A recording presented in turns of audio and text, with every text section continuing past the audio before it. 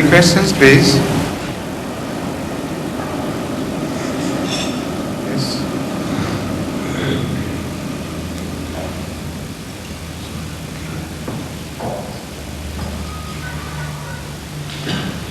Assalamu alaikum.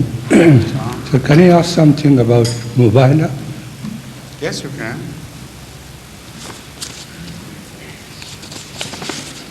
So it's only one question, but with different parts. The first is, who is eligible actually for Mubahala? Is the Prophet himself only, or anyone else can be? And the subsequent part of it is, can any trace be made from the time of Hazrat Rasul Akram sallallahu alaihi wasallam up to Hazrat Muslim Maud wasallam that any Mubahala was ever, challenge was ever made or ever discussed?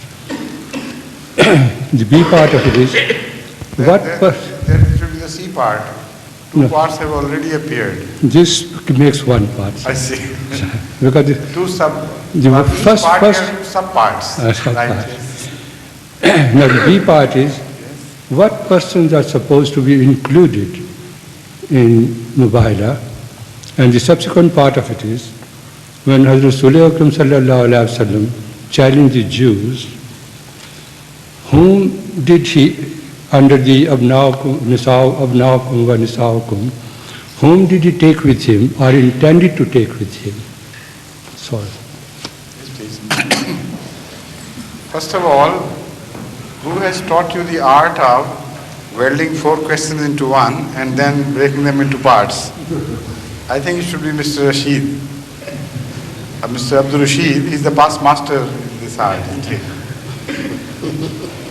The first question is the fundamental important question. The first part, I mean, of that question. That the Mubahala, who is authorized to go for a Mubahala?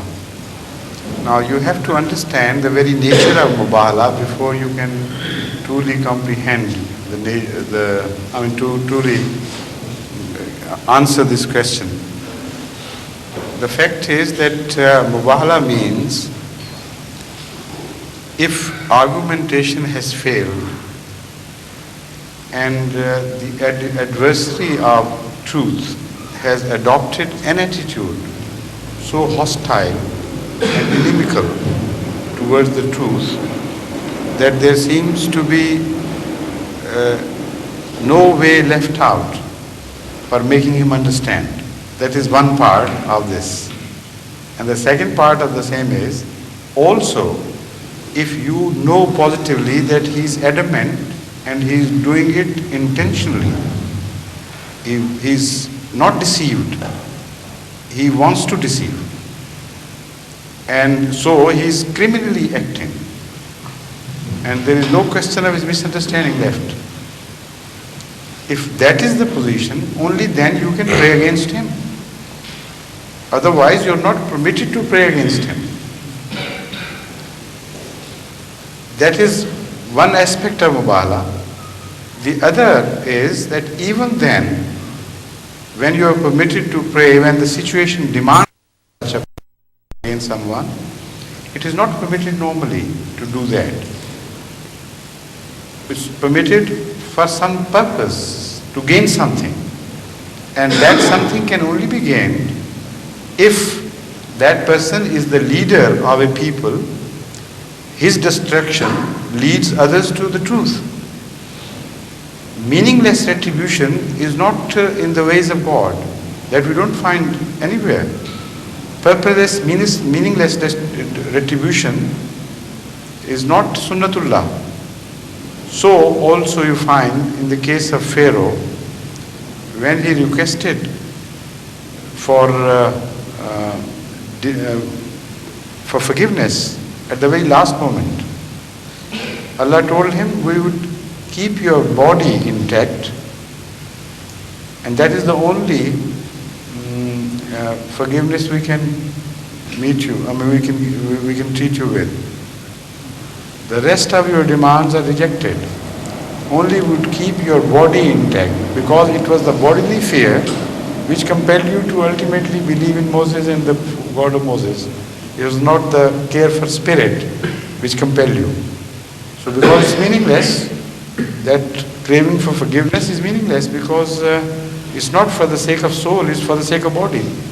So will keep your body intact, but not just as a joke, to gain something out of it, so that the future generation, وَلِتَكُونَ لَمَنْ خَلْفَكَ آيَةً, so that the future generations draw lessons from it. So that anecdote, as mentioned in the Holy Quran, tells us that every act of God, every decision of God has deeper meanings, and it's never meaningless and purposeless or just for the sake of exhibition or show. So this mubahala also has to be taken seriously in this context, that if mubahala is permitted, it has to be permitted to gain a very serious purpose. Otherwise, if just man-to-man mubahala is permitted, havoc would be played with the world of religion. Each person would consider the other to be behaving wrongly with intentions, not with mistake. And he would be posing like God, and he would start condemning the adversary with impatience. And instead of having faith in his persuasion, in his conviction, in his logic, in a long drawn out effort for the sake of the truth, he would cut his course short and start praying against others immediately, condemning this and condemning that. What sort of word that would be? So the permission also is not left to, this decision is not left to every individual either. A permission has to be sought or given from Allah. All these aspects are to be understood, and when you understand the nature of mubahala in this context, all your questions are solved. They're automatically dropped. They need not be asked, except for the historical context.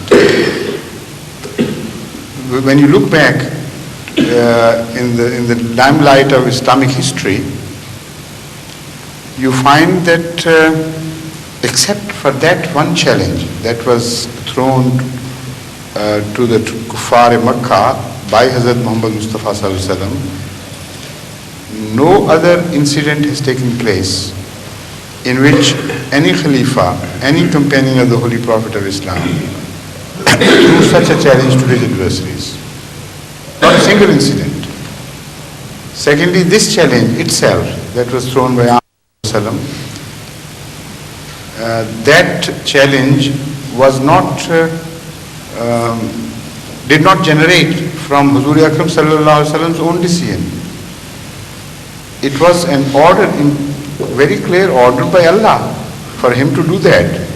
And because Allah alone knows what is passing within the hearts, He alone is in a position to judge the intentions. So He alone can declare somebody to be lost totally.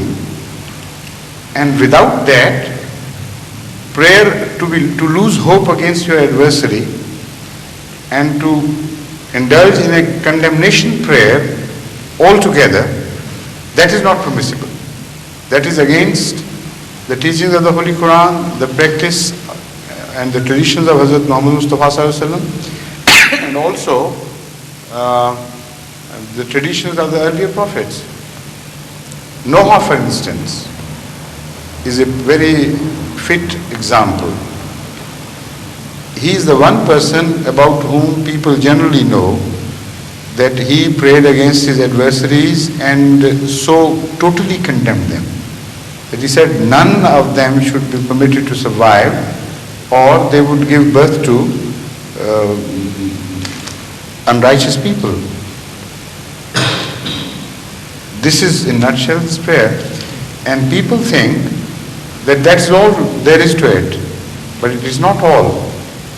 In the Holy Quran itself it is mentioned that he begged that prayer only after Allah had told him that whoever was to believe in you has already believed. And whatever is left out, they are not going to believe in you. So his prayer was based on this holy revelation from God himself, who knew what was going to happen to these people and to what extent they had got corrupted. So after this condemnation of Allah, then he prayed, and that prayer was just logical. He said, if their life is meaningless, if they have totally rejected the truth ultimately, so whatever offspring they will have, they will leave behind, they would also follow their footsteps. In that case, destroy them. Now that additional part added into the prayer is also very interesting. While the revelation did not tell Noah that the offsprings of these people will also take the wrong course, yet he added that part in his prayer as a sort of condition, meaning that if that is the state, then they should be destroyed. If there is still hope for the future, then this prayer should not be accepted. I mean, that is an implied condition in that. So it's very meaningful and a very beautiful verse of the Holy Quran which throws light on this subject, generally speaking. Now, Mubahala should also be understood in this context. So only the Prophet of God is permitted to indulge in Mubahala, and only when Allah permits him. Otherwise, it's not right. It's not right. Now, the words of Mubahala indicate nisana wa nisaakum, nana wa naakum, and so on. But the traditions tell us that only Hazrat Fatima Zuhra, Zahra, Wazirat al-Anha, and Hazrat Ali Karramallahu Wajhahu, and Hazrat Imam Hassan and Hussain, they were prepared for Mubahala. Now this is a very very sensitive issue which has to be further investigated, because it does not completely reconcile with the Quranic version.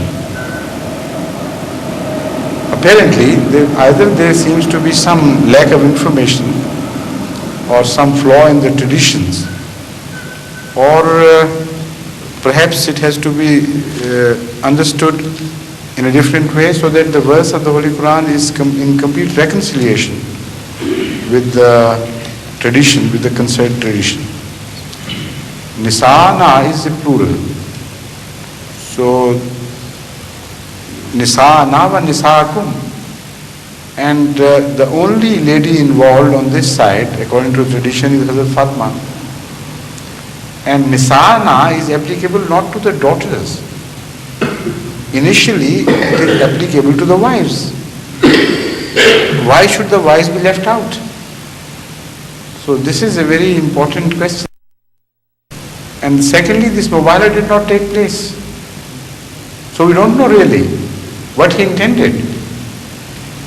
He might have mentioned this to his family, prepared that family, that you will also take part in it, but we don't know before going out for a real Mubahala, if it had taken place, how many else he would take along. So all that tradition indicates is that they were definitely included. Whether the rest were totally left out, that is an additional inference drawn by the Shiites, which I do not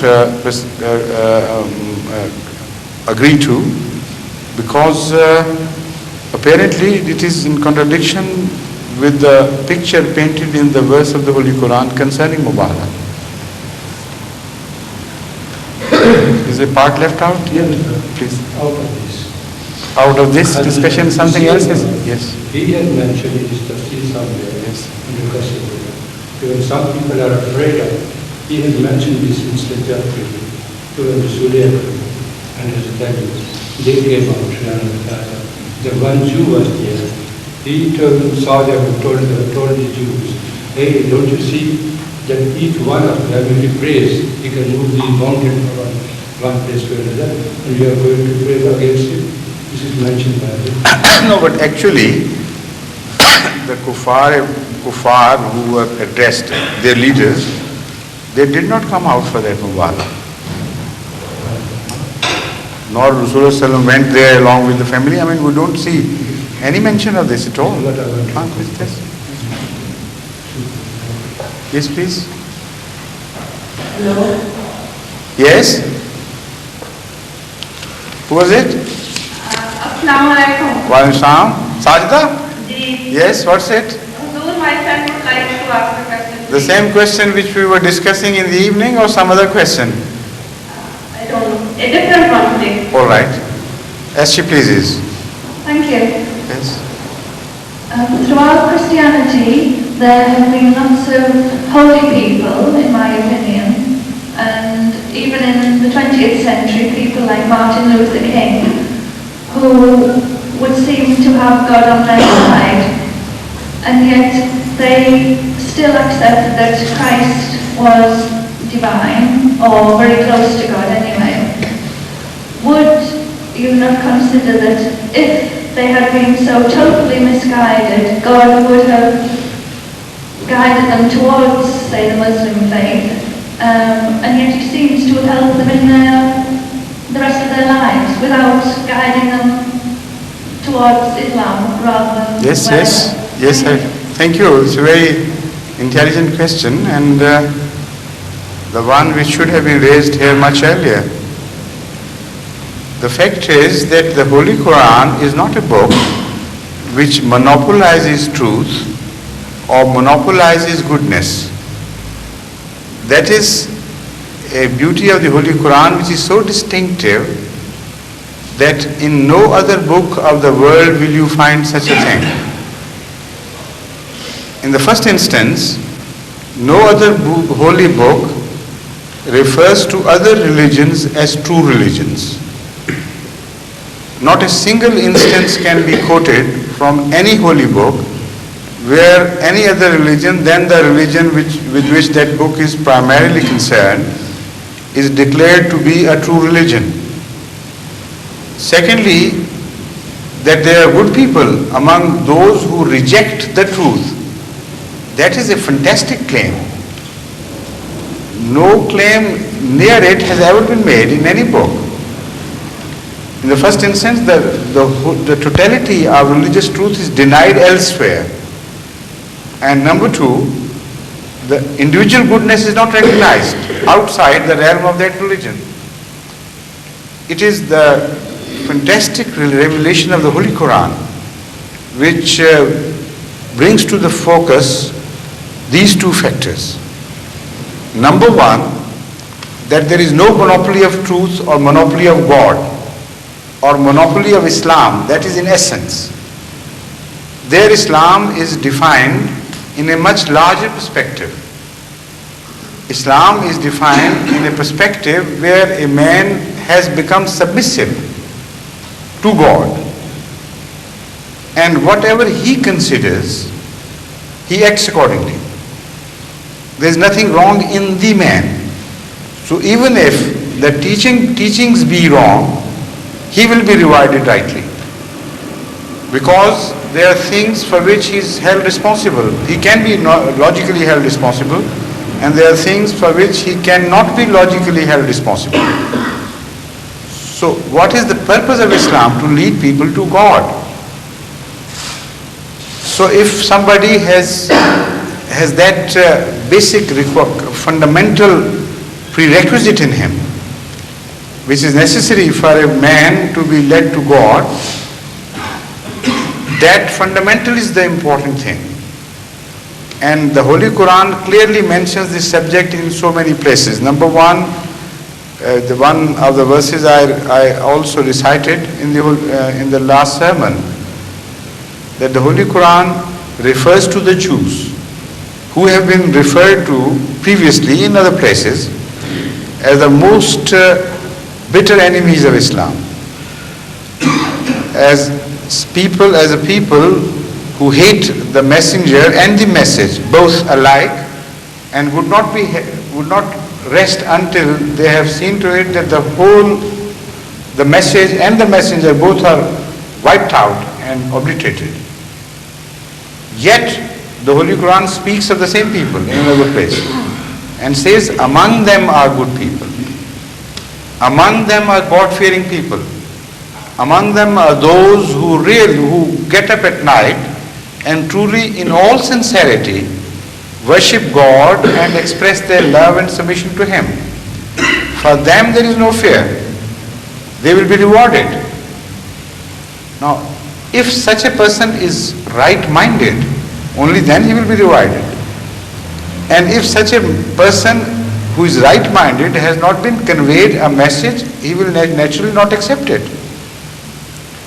There is no system in religion, no claim in the Holy Quran or any other book that if a final religion has been revealed or the latest religion has been revealed, all the people living in all other places who are right-minded will be led to that religion.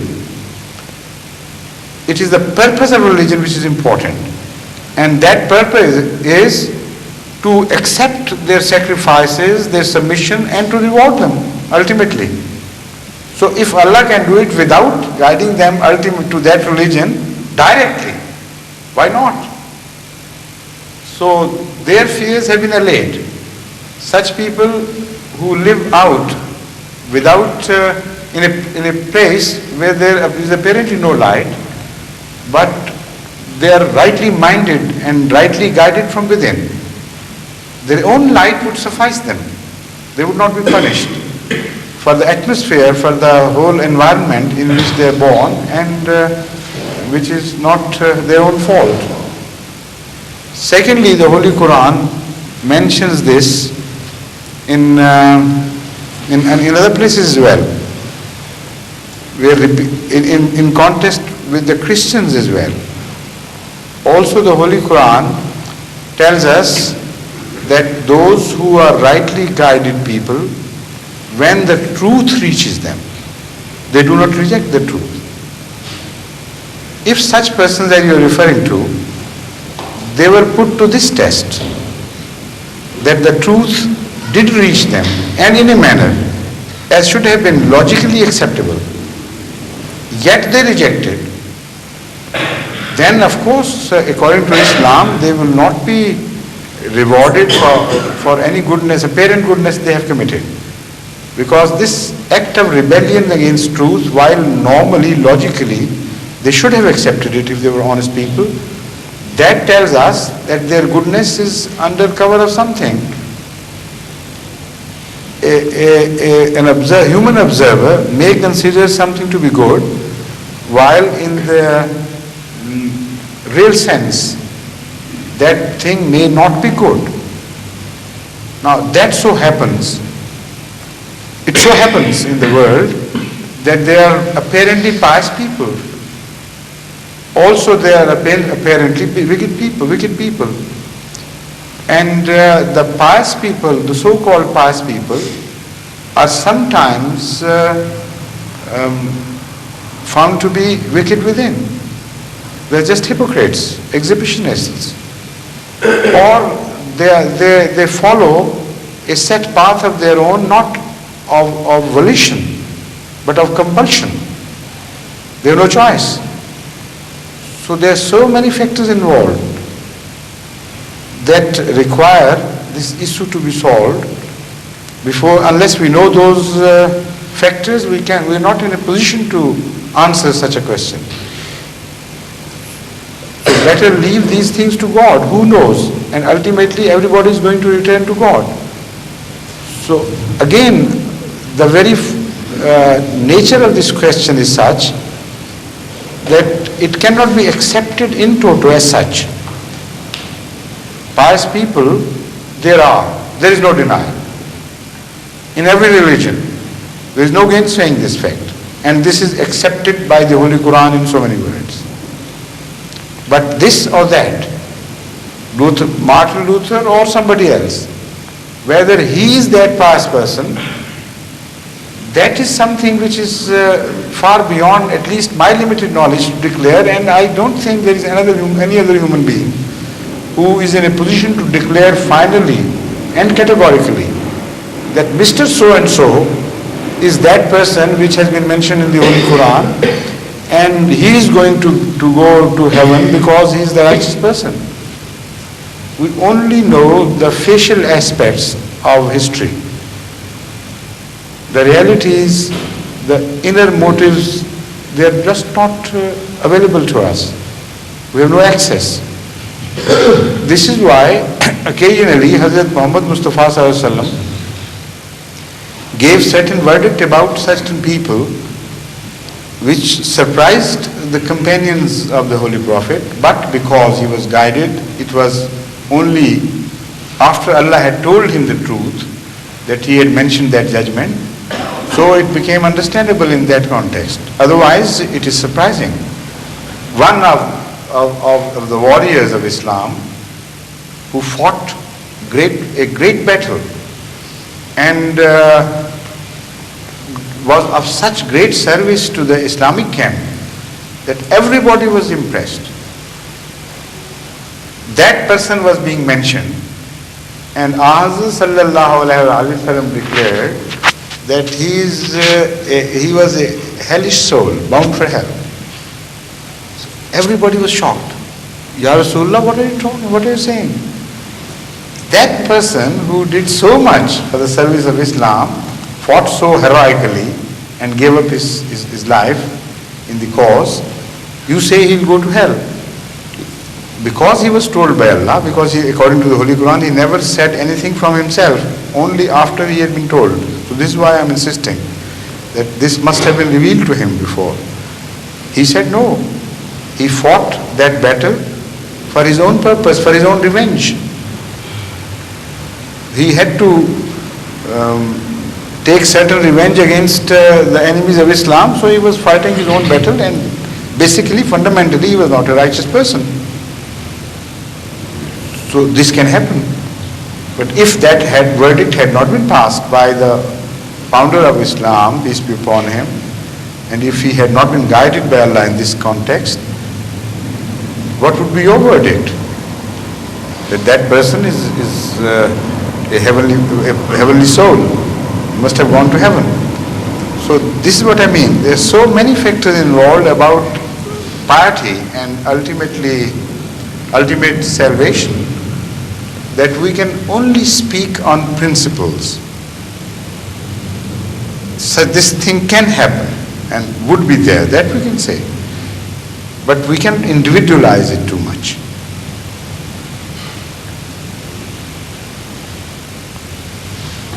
Thank you. Thank you for asking this very interesting question. Yes, please. Assalamu alaikum.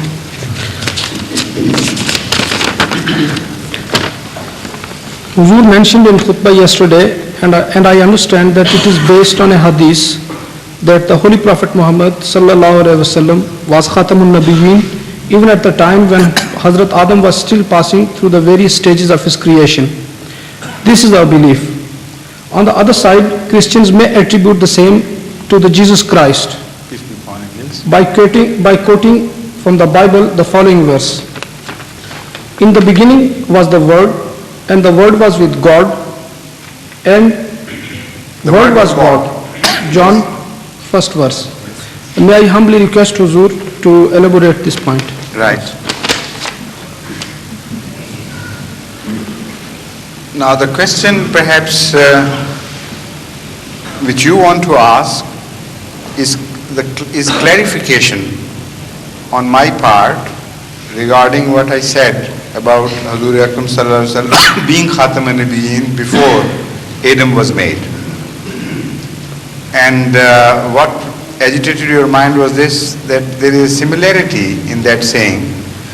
So is it perhaps in the same sense as the Christians claim that Christ was before his birth, that you are referring to that tradition and you believe that Azza Sallallahu Alaihi Wasallam was also like that? Or so there are two claimants instead of one. Or is it that you spoke on this subject in a very different sense? That is what you want to understand? Yes. Right. But incidentally, there are other parts of the questions which also arise. I'll speak shortly on those as well. Number one, I never meant a personal existence of Hazrat Sallallahu Alaihi Wasallam before his birth. There are two types of existences. Number one, a potential existence, and number two, a personal existence. A potential existence lives in the mind of the Creator. If you can refer to him having a mind, But human language is so limited that we have to use our own terminology and apply it to God to make things understood better. Otherwise, I don't mean the sort of mind we have. But anyway, we're helpless.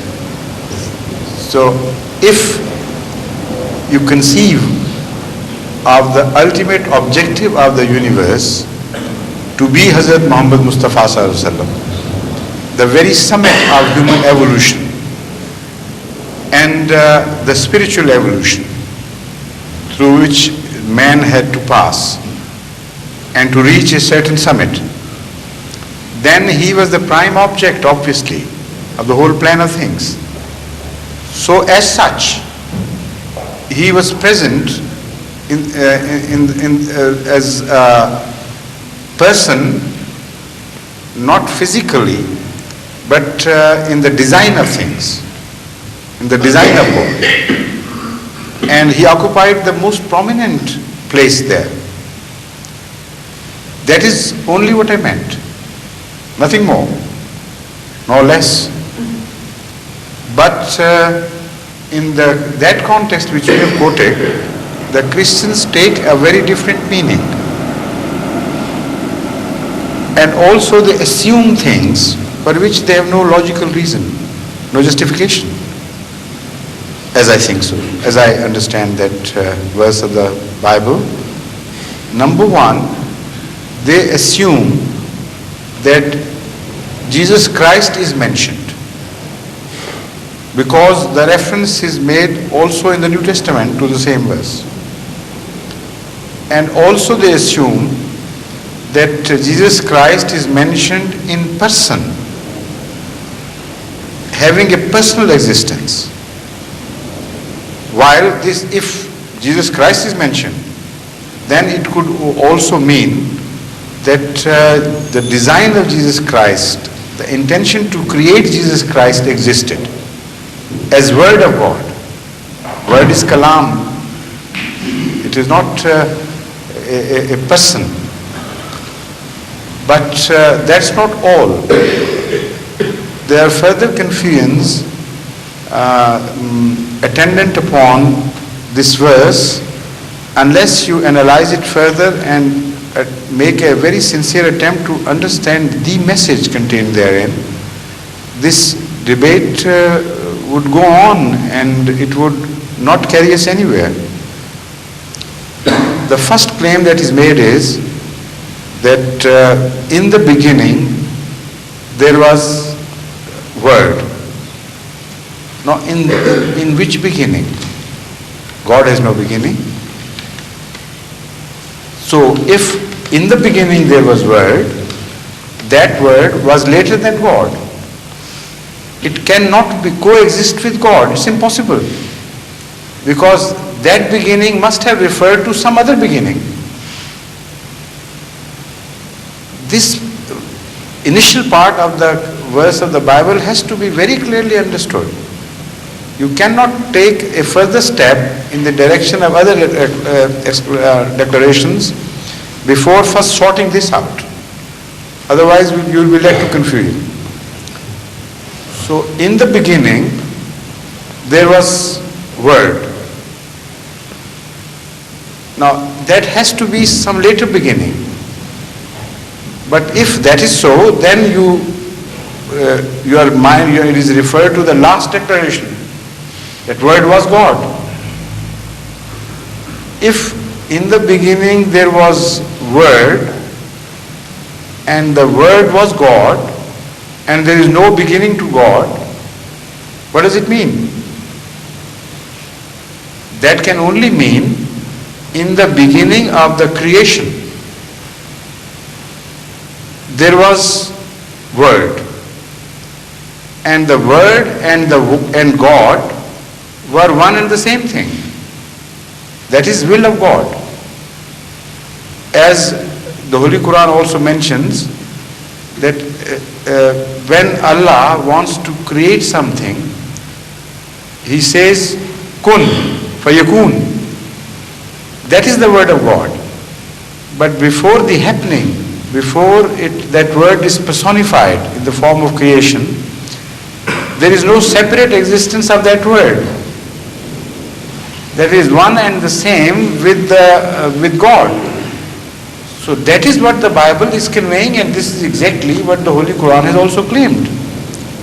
No one single person is mentioned. So in the beginning there was Word. The Word was with God.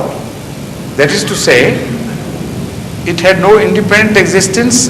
God was the possessor or the creator of the Word, but not in the sense of real creation, in the sense of potential creation. But because there was nothing else, nothing had an independent existence, so it was tantamount to being God. Will of God and God were one and the same thing. There is no duality anywhere whatsoever, in whatever form. That is the beautiful saying of the Bible, a very deep philosophical as well as factual statement, which has been distorted by the later on interpreters and taken out of its mooring and planted elsewhere where they didn't belong. In this context, of course, I didn't speak when I spoke of Hazrat Muhammad Mustafa Sallallahu Alaihi Wasallam. I mean, with reference to this, I didn't speak of Sallallahu in that regard, in that sense, as the Christians understand this verse. But as I understand this verse, yes, this is also applicable. That Sallallahu as a word was always with God, but not as a separate entity. There was only one God at the same time. No independent existence was there. Now this is a way of saying or describing perfect unity. That despite the fact that so many things spring up from apparently nothingness, despite the fact there is just one God and there is nothing else, yet we see there are so many things. So how can you reconcile these two things? This is again an attempt of reconciliation of the observation of man to the concept of oneness of God to the exclusion of everything else. So this is the meaning. This is what has been explained. That everything, although it springs from God, in that sense it is eternal, because it was the Word of God and the Word is eternal. But it took shape in the beginning of creation. And before that incident of creation, there were no two separate existences. There was just one single indivisible existence of God. And the moment He spoke or decided for a thing to happen, then the whole process started.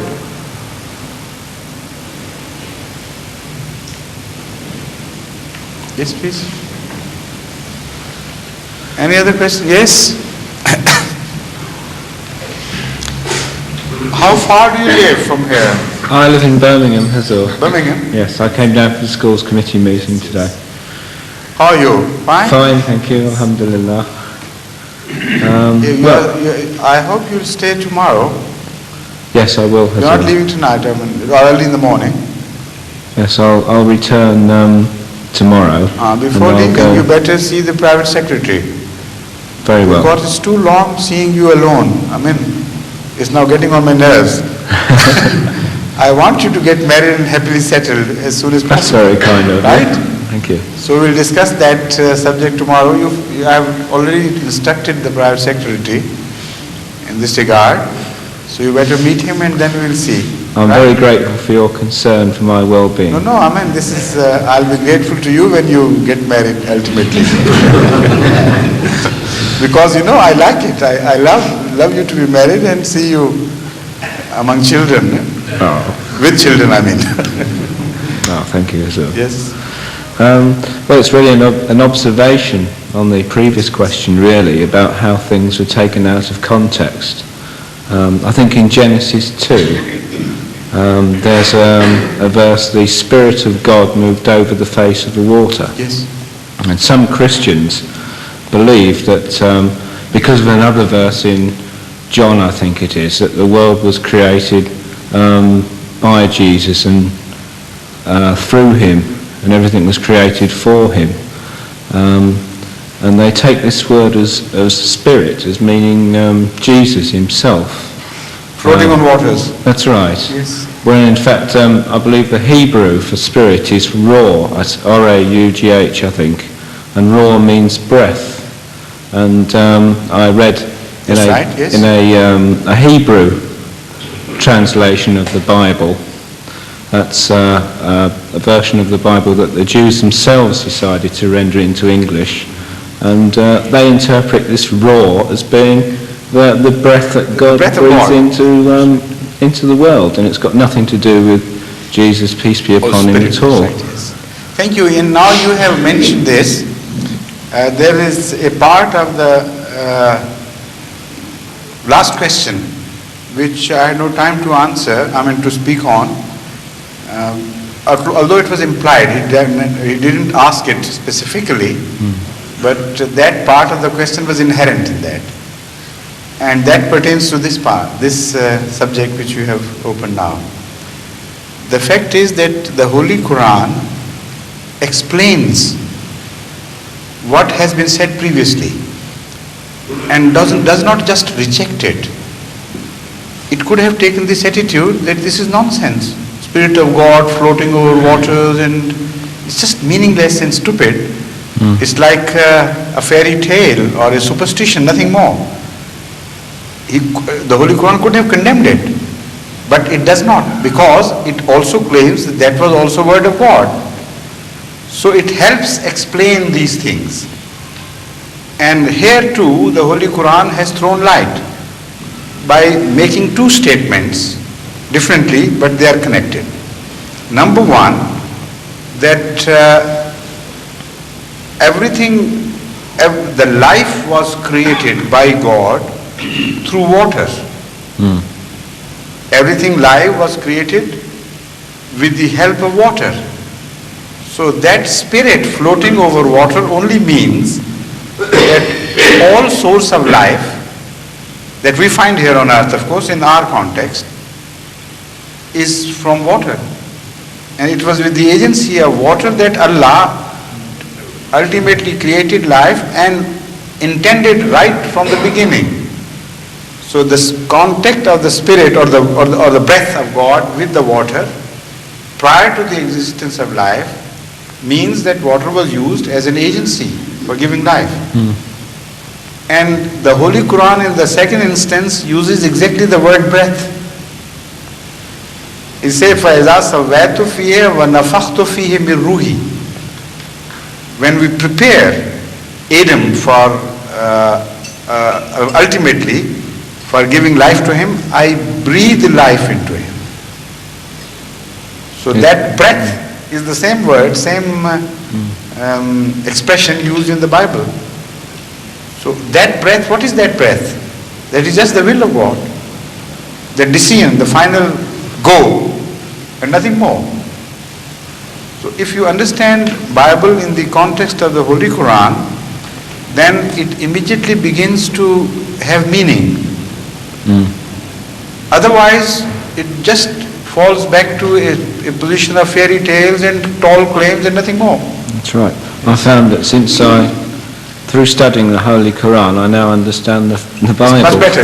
Yes. Thank you, sir. I hope you will also start writing some articles on your experiences and observations and findings, like Brother Nasir Ward has already started. I Benefit intend, of the rest, huh? I intend to, Hazrat. Yes, you do, please. Thank you. One song. I have understood it to be our teaching that we comply with the laws of the country in which we live. Bigamy is a criminal offense in this country. Should we not also disallow cruelty of wives? What was the last part? That first part I understood. What about the plurality? What about it? Should we not disallow plurality of wives? Who should disallow? When you say we, and how do you connect this part with the first statement that we should be law-abiding citizens of a country? And then you give it a twist and end up in asking the question, we should disallow. I mean, I don't see any relationship with the foundation you laid down for the question and the question itself. Will you please explain that first? I am asking about the Islamic teaching. That in Islamic teaching it says that we comply with the laws of the country in which we live. Yes. And according to the laws of this country, Yes. bigamy is a criminal offense. Yes. So, Now, bigamy is a criminal offense according to the law of the country. So you will be punished if you break that law. But as far as the religion is concerned, if you marry twice, you must rest assured that if you are not caught here, you will not be punished in the next world either. Because the Holy Quran also lays down that when the word of man is in clash with the word of God, you should accept the word of God and forget about the word of man. But the nature of this is not exactly the same. There are two types of injunctions of the Holy Quran. Number one, which make a thing imperative upon you. There you must defy any human authority which wants you to act contrary to that order. And you have no choice. There are other orders or permissions or persuasions belonging to different categories, where some things are liked and they're expected to be good, but they're not binding upon you that you must do all those things. You are just reminded that if you do this, it's good.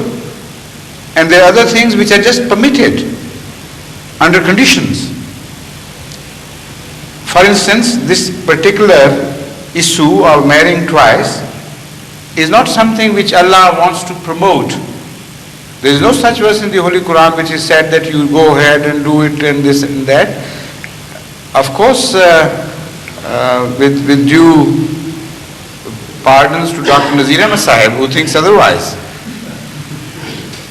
But this is my personal opinion. I mean, I have found nowhere mentioned in the Holy Quran that marrying twice is imperative. It is only permitted under certain circumstances with certain conditions imposed. So if you abide by the orders, by the law of the country in this respect, you are neither breaking the law of God nor that of the country. So if you do not marry twice, it's not a crime according to the Holy Quran, because it never ordered you to do it without a choice. In fact, if you look at that particular verse, study it again more closely, you will find that that permission is sandwiched within two very strong conditions. It begins with the concept of justice. It says you are permitted to marry twice if the situation of the social situation demands that if this permission is not given to men, then injustice will be committed in the society. Now that is a long, this is a large subject which I have already discussed previously, so I am not going to speak on this part again. But the permission starts with the concept of justice. It is deeply related and connected with the concept of justice, social justice or whatever you may call it. And after this, it is permitted that you can marry twice, thrice, 4 times, and then it ends up again with the mention of justice. وَإِنْ خِفْتُمْ أَلَّا تَعْدِلُوا. If you are afraid that you will not be able to dispense justice, then you are not permitted to marry twice. So the order begins with the concept, with the mention of justice, ends up with the mention of justice, and is sandwiched between the two. So if you consider this permission in this context, you will find that most unfortunately, most of the Muslims who have married twice or thrice have not complied with these conditions. In fact, in violation of these conditions they have married, and they have created misery rather than peace in the society. They have not contributed to the content of the society, but they have created disruption. And they have criminally acted against the verdict of God, against the clear specific orders of God. And while they were not permitted to marry twice, they have. But there again, this is your general observation. That does not mean again that you are permitted to specify such people and declare that this is a person who has done it. This is not a matter which belongs to the domain of individual in the society. Such issues have only to be decided either by the judiciary of Islam or by Allah Himself. And it does not permit individuals to start giving verdict upon individual peoples. This is the person who was not within his rights, who has transgressed, and so on and so forth. So I'm explaining all this so that you may not start misusing my statement and start condemning Mr. A and Mr. B for doing this. Please. Now you are going to defend your position. And what? If you have mentioned that, I may also reply you, sir. Yes, please. That some people say that I have picked up a European wife from the market. Up till now, there are people blaming them. I have a letter. There are people who are blaming you? Yes. I picked up the German wife from the market. Twice.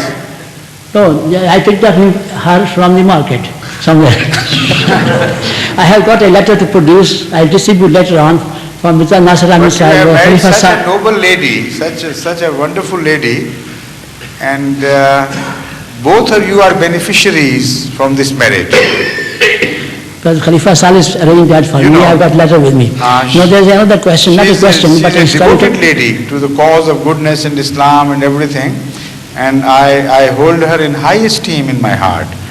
And also I am quite certain your goodness must have played some part in improving his nobility. And also it speaks highly of her that despite the fact that you seem to have different temperaments, there is no mishap, and you're completely apparently reconciled with each other. So that speaks highly of your marriage as well as her qualities, doesn't it? Somebody told my wife that the third wife is coming from Spain. She said, Yes, I know that. and she said, And she very Inshallah. graciously said, She said, Inshallah. no, not only that. She also prayed for her. God bless that wife. Yes? It's not a question, but there's a historical event in our Ahmadiyya history. Muslim Maud Yes. told us it is connection with the Ziad's white paper, that the Ahmadiyyas are the stooges and the agents of his government. If it is so, then why is it the Khalifa Sani told us in my presence in Masjid Mubarak, all the leaders of Hindu Congress and the Muslims were coming to me for directives and consultations for hours. Everybody, Gandhiji, Motilal Nehru, Jawaharlal Nehru, Dr. Kuchlu, Dr. Ansari, Ali brothers, Muhammad Ali, Shaukat Ali, including Dr. Iqbal, and all this in my time, he said, all in the time of Khalifa I, all in the time of Masih Maud, and they consulted for hours for directives. If we were the students of government, why did they come to us for? This is one.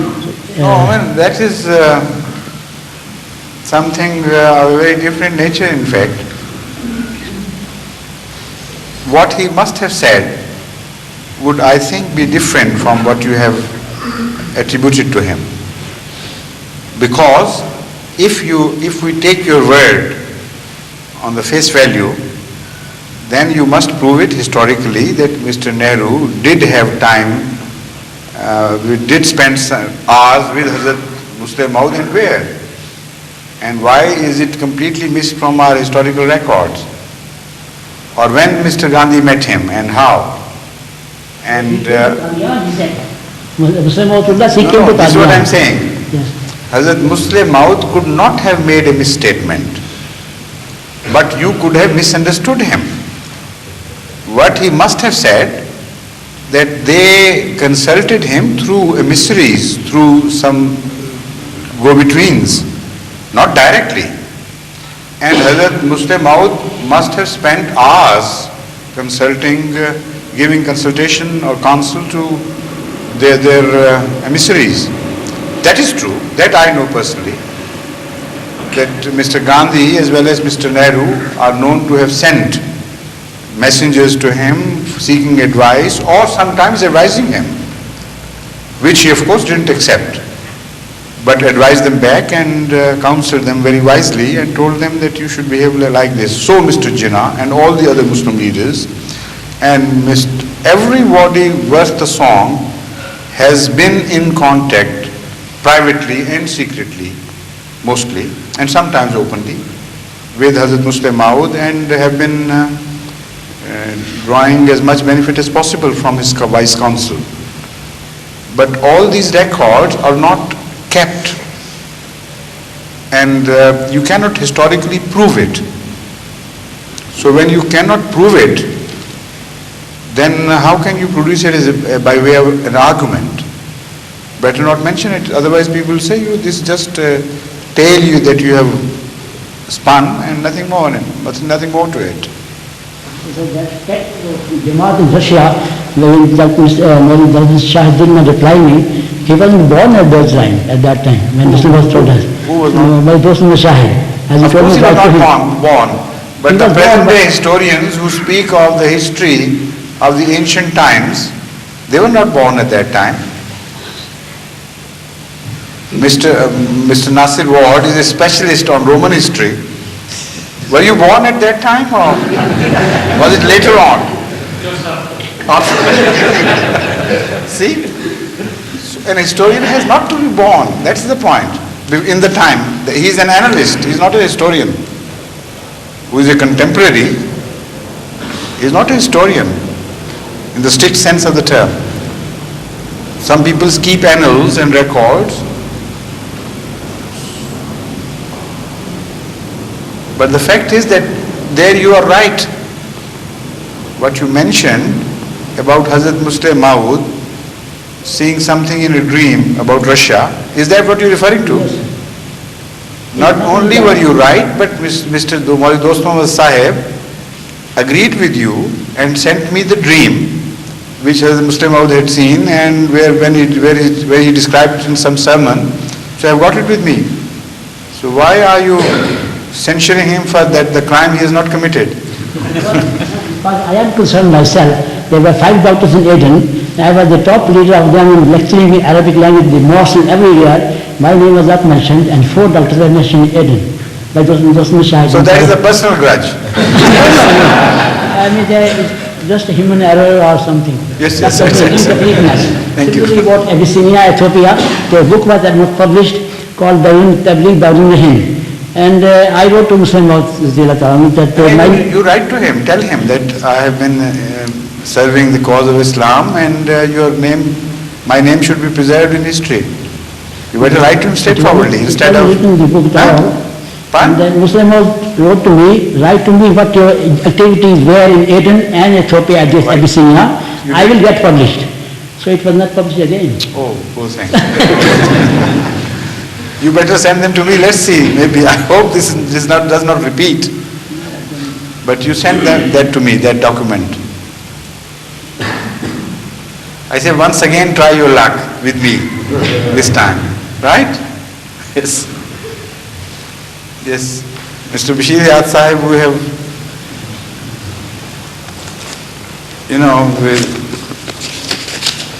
Assalamu alaikum. tested your patience too long, haven't we? Question may be longer, but answer I don't know. Beg pardon? It's a bit longer question. Like but I always will they are. read it quickly. Yes. Would Hazur kindly explain the meaning of Tawakkul ala Allah? That is trust in Allah Ta'ala. In this connection, we notice when a visitor came to see the Holy Prophet Sallallahu Alaihi Wasallam and was asked how he left the camel, he said that in the care of Allah Ta'ala.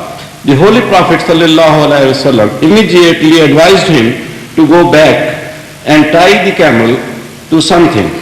Would Hazur kindly explain whether it means that we should use all available lawful means first and then have trust in Allah Ta'ala, or we can act according to the situation, and this rule does not apply in all cases? According to which situation? I mean, of course, the camels are not always involved in human situations, but the principle is involved everywhere. There could be cases For instance, give me one example where this principle is not applicable. person is drowning and you are looking and you will not think of safety, your safety first, you will just try to save the body, the person, or something like that. So how the principle will not be applicable to the situation? Explain. Normally, if you are saving somebody and there is still time, you think that there is a boat or something in trouble, you will have all the precautions to save yourself, like boat, you can have Yes, something yes. like that. But in that other situation, you will just think quickly, or there is a fire, and you have to save some baby out of that. You will jump in that and you will get it out. The situation Or get differs. lost yourself. So what? Where is the question? I still can't understand. No, Azur, What I mean some to say is, what message have you understood from that tradition which you cannot reconcile with the situations now which you are now describing? Explain yourself first, then I will be able to understand the question. Azur, the impression was that What message did you receive, first of all? Tell me. the message is that you can only, before you trust in Allah Ta'ala, that Allah Ta'ala will help you.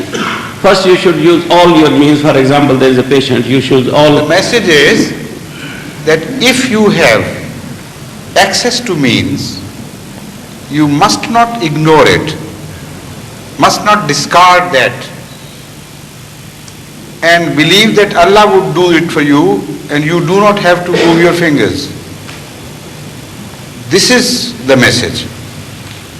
That if you have something within your power and you leave it to God, that will not be tawakkul, that would be an insult to God.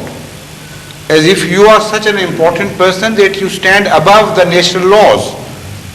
And it is the God who is subservient to you, He should see to it that despite the fact that you discard His laws, no harm should come your way. this is what Hazur Akram Sallallahu Alaihi Wasallam wants to convey. This is wrong. He says, whatever is within your power, reasonably, you must do that. And still there would be situations where you simply cannot achieve the objective. Leave in that case the rest to God. That is taqwa. That is tawakkul. Also, if you have taken all the necessary steps, still don't be very sure that that thing will be done. There are possibilities, inherent dangers, that despite your taking all the necessary steps, the objective will not be achieved. So leave that to God. That is tawakkul. Within your means and outside your means, tawakkul covers both the situations. In one instance, it teaches you hope, not to lose heart and not to be dispirited about the difficult situations. And in the other case, it teaches you humility. That despite the fact that you apparently have taken all the necessary steps, don't be too confident of yourself. Show humility towards God and have faith in Him and say, even if I achieve the objective, I will think it was you who did it, because these mayors were not enough to produce the required result without your mercy. These are the two sides of tawakkul which have been expressed in this tradition. Now, I don't see any clash with this concept of tawakkul with the situations you are quoting. This is what I have been trying to explain, that when there is no clash, what is the question? No, because this question rose to me, and that I thought that if Hazur can throw light on this subject, I wanted to ask a question on tawakkul ilallah. And you I always try made to some go about ground. it, in a very devious way, an intricate manner, so that one loses the purpose of the question. Please. Hello? Yes? Please? This is partly related to the previous question. Yes? Throughout history, from Paul onwards, people have said that in crises, such as being tortured or imprisoned or whatever, they have been helped by the risen Christ. And even nowadays, people who've been like drug addicts or alcoholics and who haven't been able to be helped in any other way have been preached to, and then they've been converted, and they believe that Jesus has helped them. And some have even said they have seen Jesus and talked to Him. Yes? Now, would you say that these are all misguided people who would equally have been helped if they'd come to a real faith in God? Or do you believe that Jesus as a prophet came back and they mistakenly thought He was Christ? Now, very interesting question again, but again it has to be analyzed in a much broader canvas. Unless you bring into picture some other similar incidents happening elsewhere in the world to the adherents of such religions as are totally opposed to the concept of Christianity, then what would happen? You can't individually take such cases and begin to draw your conclusions, otherwise they will begin to clash with other conclusions drawn from the similar situations. So the result would either be total denial of God, that these things are only accidental and people in their own moods and beliefs draw such conclusions as refer to God. There is no such thing as God, and these things do happen. Or perhaps they are liars. Some of them are, and we don't know which ones and which ones are not. Or perhaps it's just wishful thinking on their part. So, without considering what is happening in the world as such, and bringing to focus all the similar cases, you cannot really answer this question. Now, I know positively that these things happen not only in the Christian world, but also in the world of Buddhists, who do not believe in God, in the world of followers of Confucius, and in the world of the followers of Zoroaster, and in the world of Islam and elsewhere. So what would be the result? What would be the inference? If that shows the religion they adhere to is correct in theology, then all these religions would be correct in theology. And if that is correct, then this conclusion is definitely incorrect, because they cannot at the one and the same time be correct. They are opposing, they are paradoxical to each other. So what should be the right conclusion, logical conclusion? The logical conclusion is divided in two parts. In the Holy Quran, the philosophy is mentioned of similar situations. The Holy Quran categorically tells us that being extremely merciful, His mercy covers not only the believers, but also the non-believers. Also sometimes those who are opposed to Him. Also sometimes to the idolaters who do not turn to God but to the falsely created gods. Knowing all this, when at the time of crisis they pray to God in urgency, He listens to them and forgives them, and also helps them get out of that predicament, knowing that once they have got out, they will again start calling partners with Allah and attribute their deliverance to the false gods, not to Him. Yet Allah does it. What a beautiful conclusion. No contradiction left in the word. That means that if such a situation happens, the only inference you can draw is that God is extremely merciful. That is all. It will not give any certificate to the adherents of such a religion. That can only happen if there is a challenge, positive, clear challenge, thrown by one religion to the other, and where on the authority of God, a claimant says that now my prayers are heard and your prayers are not going to be heard, because I truly belong to Allah and you do not belong to that God who is the real God and the creator of the universe.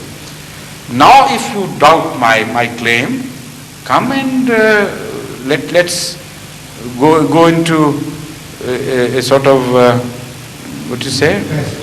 No. Contest.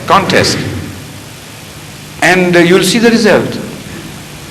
If that happens, even then, there are difficulties involved. I mean, no definite conclusions can be drawn from some point of view. But from other points of view, some definite conclusions can also be drawn.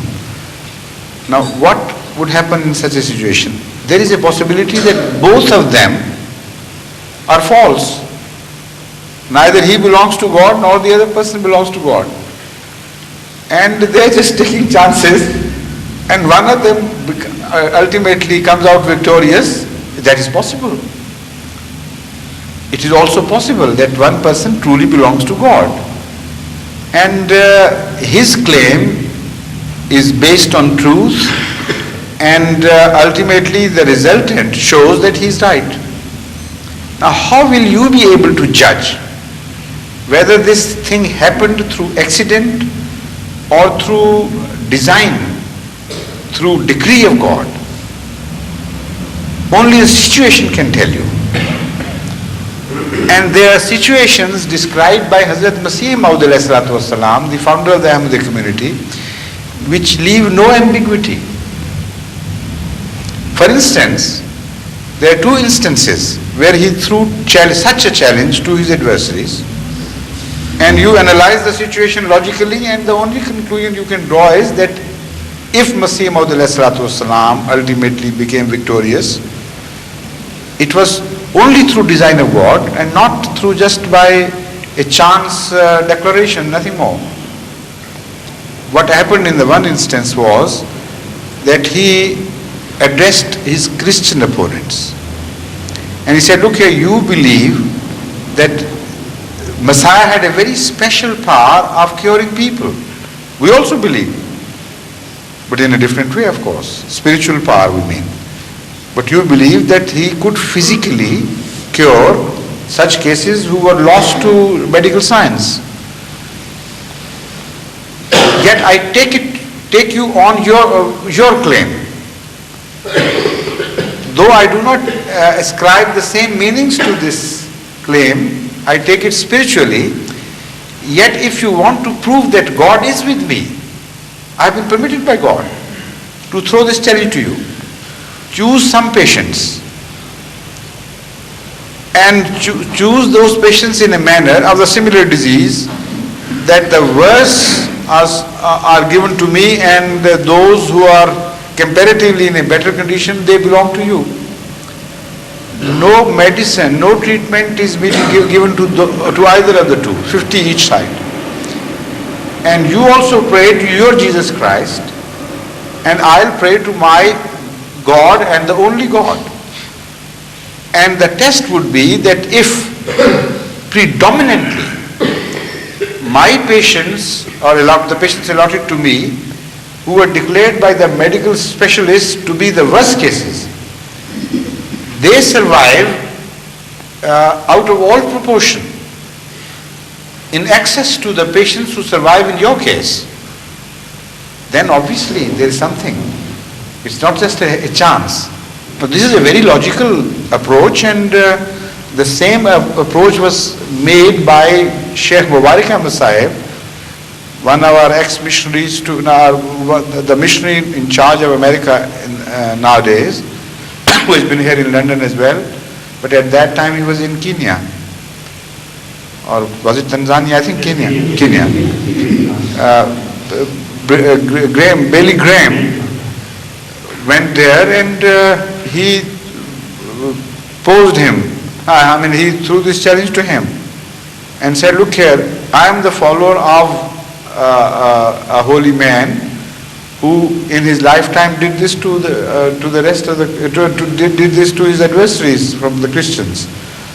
So although I am not of course a holy man according to my own claim, but I do hope that because I belong to the right path, and I am a true sincere servant of that holy person, so Allah will show His blessing to me and will also show the same miracle at my hands through our prayers. So I extend the same challenge to you, and I hope you will accept it. Most of the hospitals are missionary Christian hospitals, and they would decide the issue. Divide the patients between us, and we'll see what the outcome. And Billy Graham ran away. He fled from this challenge. Now, this should not be extended too far. This I must tell you. Because if you start taking these things lightly, without an authority, then perhaps you will find it yourself in a very difficult position. Sometimes Allah may punish you by saying that, look here, what nonsense. These things should not be extended too far. But there are occasions, like the occasion in the lifetime of Hazrat Masih Maud ﷺ, when a very positive challenge is thrown to the rest of the world, and a long time duration is given to them for accepting that challenge. And when they do, then God shows such miracles. For instance, this is what happened in the case of Doi. He was addressed by Masih Maud ﷺ, and he behaved most arrogantly and most proudly, and condemned Islam and the Prophet of Islam. And that challenge was published in the American papers of that time. And the whole issue was brought to the public notice. And the result was that Doi, Dr. Doi, was utterly destroyed and so completely defeated that the Christian American papers of that time gave the headline news that the Messiah of Qadian has won and Dr. Doi has got defeated. So a challenge must result in such a situation where even your adversaries have to admit this. So that is one situation where you can decide such issues. Another of the similar nature we find in case of his Muslim adversaries. He threw a challenge to the Muslim ulama who were very bitterly opposed to him and left no stone unturned to destroy him, that the last issue which remains now after all this debate and argumentation is this, that we are both speaking in the name of God, in the name of a real God. So let us refer this to him. Take this issue to his court.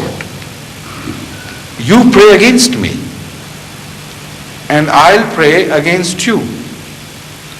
That your prayer is not heard. In one instance, it is not a dual challenge. It is just, it says that I now require you of praying against me and telling God that look here, what has happened to you?